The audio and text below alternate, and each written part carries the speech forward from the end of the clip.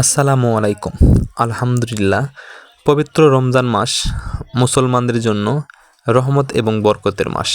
আল্লাহ সুবহানাহু ওয়া তাআলা মুসলমানদের জন্য উপহার স্বরূপ এ মাসকে নিযুক্ত করেছেন এবং এ মাসে আমাদের পবিত্র কোরআন নাজিল হয়েছিল।